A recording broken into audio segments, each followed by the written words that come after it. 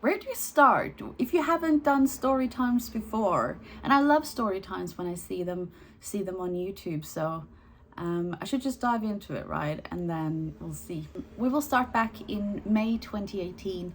As you can see from the documentary, it's a bit depicted there, but not in the sense how it felt. But yes, as I say, when you become defrauded, it becomes several days, weeks where you don't want to admit to yourself that you're being defrauded, because the reality is so painful and you actually feel you've lost your life if you admit it to yourself. So you keep on, and like, you need your money back and you just want it to be true. You want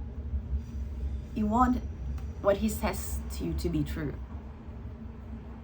Like, you need it to be true. Because you put your heart and your entire life on the line for this person. So I remember so well when I woke up, because he had tried to do this big deal, and I had talked to him the night before, and he was going for dinners, and they were just gonna sign the deal, and he was gonna win, and he was gonna come to London, and he was either gonna cry on my shoulder or we were gonna celebrate with champagne that things were working itself out. I got then this message that I lost. And I think in that second, I just knew, but I still didn't know what to do. And he completely changed on me. The phone calls were horrible. He called me an imbecile. He called me stupid. He said that I should be by his side and not him by mine, that he lost 72 million and I was just waiting for the money, and he already said he already sent the money.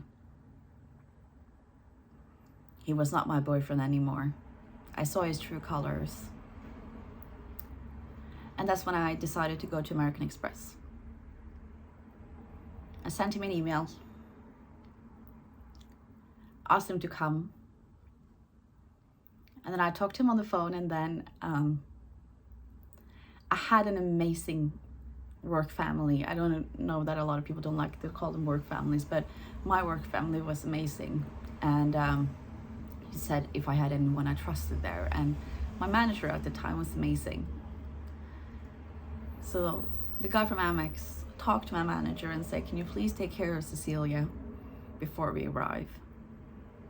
Because he didn't know what I would do to myself.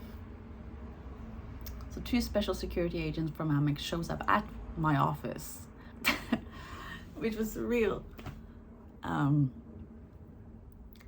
And they take me into a room. My manager joins me, asks for the picture, and then they interrogate me, or they ask for my, like, that I say, tell him. And he said, they've had a long investigation on this guy. I'm the last string of 3-4 women. Then they're showing me some names. I don't recognize the names. I ask, what shall I do now? I want to catch them. Like, I really wanted to catch him. We have all wanted to catch this guy. And I was still in contact with them, still writing I love you messages. I knew where he was, you know, and I knew that I could get him to Amsterdam. I was like, we can catch him. Like, if he's done this for a long time, it can't be that difficult. And they just said, well, we're still compiling the cases. We will silence him for you in a week. This was May 2018. They never silenced him.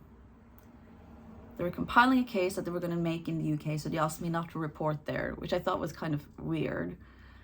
But they said that I could report it in Norway, where most of the loans I'd taken up were. I as well asked, can I contact any of the other victims? Because I felt so alone and I was hitting rock bottom. But they said, when we go to trial, we don't want his defense to be able to say that you have discussed things. So okay, if you can please don't do that. So I was all by myself. I fell further and further. I had such a strong support system. I've been incredibly lucky. My family asked to come home. I reported the fraud in Norway, and that was terrible. How they treated me as a fraud victim, that was in such a mental state that I shouldn't even have been there. I had to take breaks several times, but the officer didn't even look at me properly. The report, which is 1.5 pages, no details, like nothing. I know that I've been part of something so huge and something that should be taken seriously, that there's a lot of victims out there. We need to stop this. Why aren't you listening? Why aren't you doing anything? I asked what I should do with Simon because I felt like this is a dead end. And I lied to him and said that I went to Norway for my grandmother, you know. The last messages between us were just...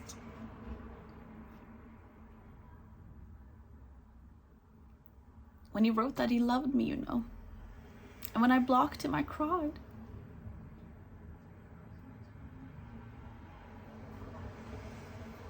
What happened then was quite quickly. I got a message from Peter asking, why did you block Simon? I got an email from him as well asking, why did you block me? And that's when I got the threat on my answering machine. And that's when I got really scared. You blocked me. I don't know what is the reason. I tried to reach you. You don't want to talk anyway. And I want to tell you something. Take my advice. For every action from your side, it will be a reaction. A very big one.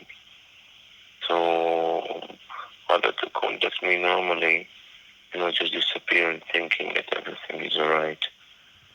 So, yeah, just watch out, because every action will be a reaction. As you can see from the documentary, I don't need to explain much, but I ended up not be able to continue. And my mom saw that this was not the Cecilia that she knew. My mom could not help me anymore. After I've written down all the loans I've taken up, like I saw it black on white, you know, this paper. My mom called all and sent emails, and I sent emails to them all explaining that I reported it and what happened. Asking them to freeze, you know, or do not something. Like, there's so much of them. You can't control it, and as a private person, you don't know. Like, we don't know what to do. We don't know what laws exist. We don't know anything, and we can't afford legal help. It's one day where my mom comes in to my bedroom and I can't even get up from the bed. I'm just in the bed. I don't want to get up. I don't want to eat.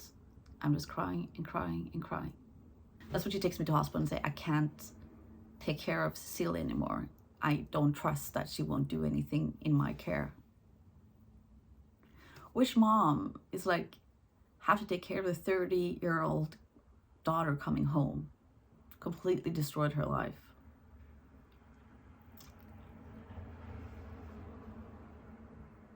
So I get to come into acute psychiatric ward. And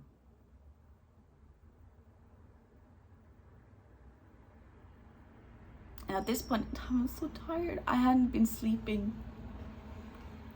I hadn't been eating. And it was just so weird. Like, I spoke to the nurse.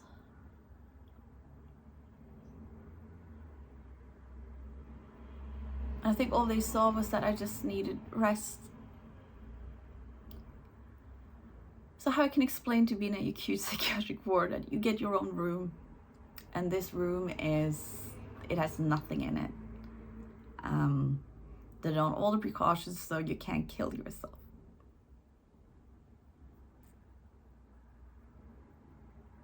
So your stuff gets locked in. And I got a lot of medication so I could just sleep. And that's when I started to do, and back in time, you know. Because I had my phone, so I could look at my phone and who was these people I'd met. So I sent a message to a girl, you know, that I had met. asking her if that was her in Simon's apartment in Amsterdam. I saw that I transferred $2,500 to her.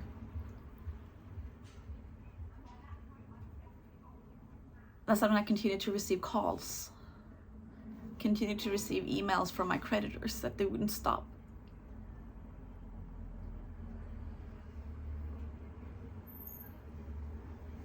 There were 9 of them.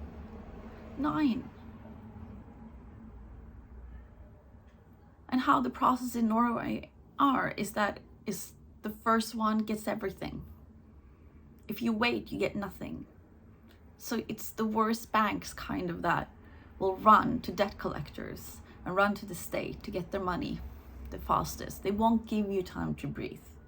They won't give you time to talk to available resources when you have acquired more mental strength.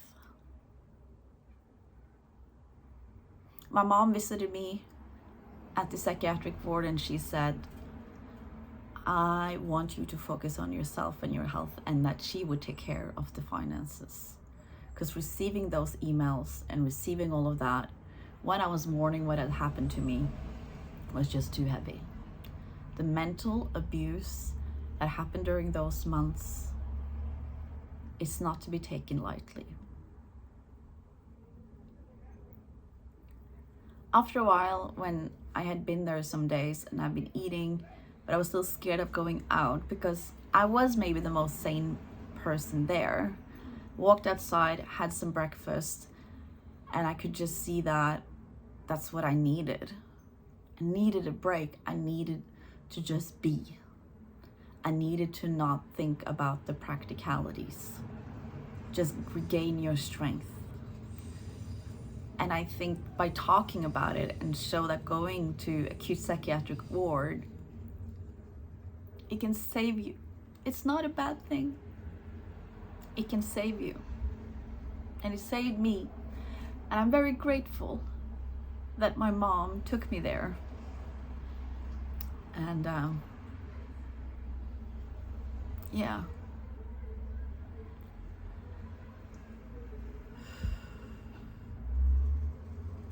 The issue with me being in acute psychiatric ward in Norway was that I was living in the UK. So when I wanted to be released, they said if I had lived there, they would put a team around me and I would get like proper care. But since I want to go back to London, there wasn't much they could do. And that was okay for me because I felt I'd gotten the help that I needed at the time, where everything just seemed dark. They were the light at the end of the tunnel, and a good light at the end of the tunnel. But that room, I never want to go back to that room. I hope I never have to go back to that room. But I felt happy because I knew my mom felt safe, and my mom felt that she could regain some of her strength, you know, by knowing that I was safe. I have to say, to feel that you have completely destroyed your life is a very weird feeling, and I've never taken that for granted. I have heard from some people that I don't take responsibility for what happened, that I do, and I have done.